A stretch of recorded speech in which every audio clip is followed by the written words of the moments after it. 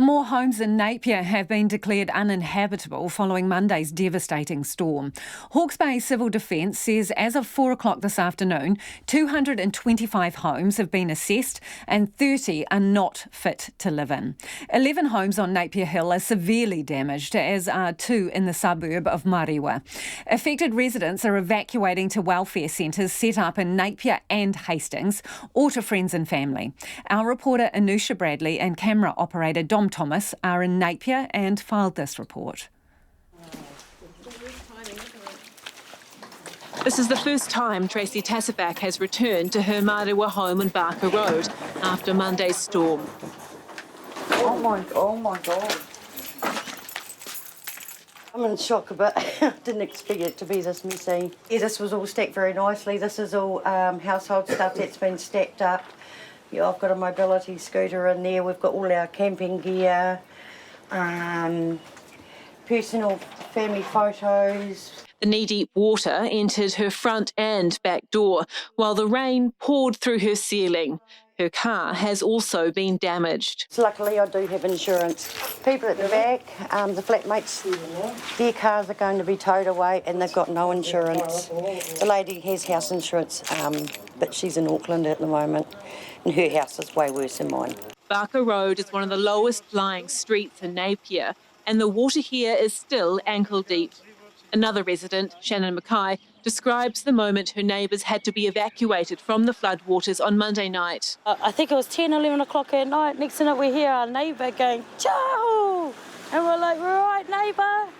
And he was like, "Nah." And then, yeah, just out of nowhere, the army truck came along and was looking for our back neighbour, but our back neighbour ended up getting themselves evacuated. But they were flooded, they were on their barbecue table waiting. While the knee-deep water came up to just below her doorstep, she's anxious about forecasts of more rain tonight. Yeah, because we might have another one like this, but might be 10 times worse. In nearby Nuffield Avenue, Mihi and David Aliff are enjoying a new lake view from their upstairs balcony over what used to be Whitmore Park. But downstairs is a different matter. So we were walking in ankle-deep water throughout the whole of the bottom of the house. And it's still very soggy, your carpet, and it does smell damp. It is. It is. All the rooms are the same, every room downstairs.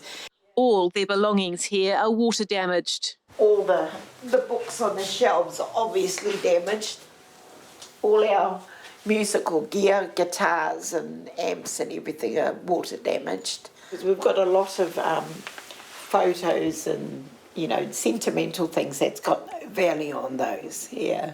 The clean-up also continues in Napier's CBD. The owner of Music Machine on Hastings Street, Richard Jackman, is counting his losses after dozens of instruments and gear were damaged by water pouring in through his roof.